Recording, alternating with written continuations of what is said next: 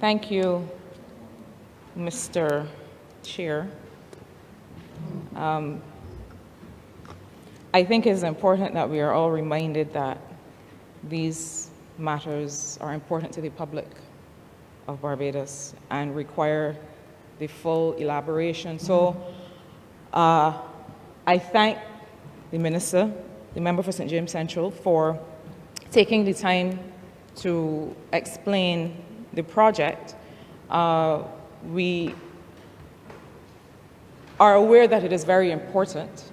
It is something, as he intimated, that has been discussed for a few years, certainly as part of the doing business agenda. And so it is critical, as his presentation highlighted, that these matters are urgently addressed. I rise, though, in support of the supplementary request to use the opportunity to point out a couple related matters. The member spoke about the issue of the harmonization of data and the harmonization of systems. And so I rise with a bit of a caution as the project is being rolled out. It in its name talks about having a single window, which is a single process or a single space for these matters to be addressed. But I think that the work also needs to talk to whatever are the existing systems across government as well as in the private sector that will mean that it functions well. And this is why I've said this. We have been plagued is the word I use, across government with sets of systems that either are not the optimal use, the optimal software, the optimal program for what we're doing, or we decide that we are going to find someone far away, and the nature of the contract is that in order for us to do anything with the program, we have to fly them in at whatever cost to the people of Barbados. We have gone through many scenarios where we have not optimized or we have not been most efficient in terms of how we choose and execute these kinds of platforms and these kinds of systems. I have every confidence that under the members' stewardship, that will not happen in this case. But I raise it as something that we have to be cautious about. Not only that when the electronic single window is rolled out, by its very name and its very nature, it must communicate within itself, but it also has to communicate with some existing programs that we have.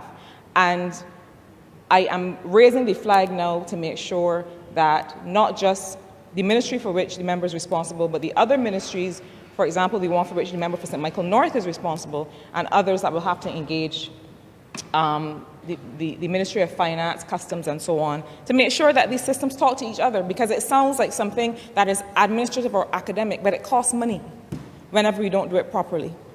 The second point has to do with new technology that we bring on stream.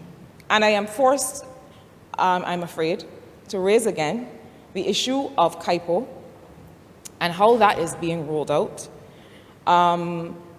This morning, I also had the occasion to have a conversation with my very good friend, the member for Christchurch West, who has also just helped roll out the e-planning system for town planning that we spent many months working on. And the question that I raise now is the extent to which these systems are functional and practical for the people who have to use them. Now, I understand that there are going to be growing pains and there are going to be teething issues. But I also think that there has to be a system through which the client is not at a disadvantage because of the way we choose to go about rolling out a particular system. So, for example, in the case of KIPO, where there's not a form that is made available online for whatever reason, and a client has to say, well, I'm going to need to bring this form in to the desk, then there has to be a stream, a parallel stream, which is just as analog, so that I can go back to a system of walking in if your online system has a bug or does not work. And similarly, for town planning, the member and I spoke about it this morning, but the fact is that we also have to understand who is using these systems. Now, I may put in an application in my name. Mr. Chair, you may put in an application in your name, but you're not the one that's going to town planning to deal with building starts and to deal with certificates of compliance and so on. That is your agent. And so your agent has to have a way to be able to use your application number or to have a particular code or something that enables the individual to go in and do business in your name. Now, it requires that we understand the step-by-step process that is involved in doing business in these particular scenarios, and that we use it to create whatever it is that we need to create. But to go back to a very basic turn of phrase, time is money. And so every time we have to pause or come offline or bring new functionality, that is a cost, not just to the government of Barbados and therefore to the people of Barbados, but also to the clients who are waiting on us to be able to do their business. My final reflection on this, sir, has to do with another point raised by the member, which is the dissemination of data. Now, over the last few days, I have been doing some work that has called for the use of very large data sets from other countries. And I have gone onto a platform and clicked a button and downloaded those data sets and have been using them to do some analysis that hopefully is going to make people's lives easier in another part of the world. If I want to do that in Barbados, well, I don't think I can.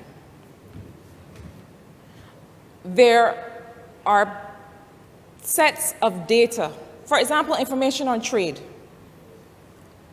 capital flows of goods and services across borders.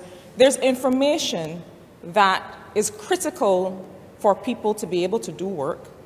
But not only that, there's information that, if it is made available, can also in itself create an industry of data mining and data analysis that would see some young people in Barbados have new careers and have jobs and have work to do. And so the issue of what we do with information, regrettably, I'm afraid that we have a culture here where information is mine. I made it, I generated it, I did the survey, I collected it, I'm keeping it, even within the government.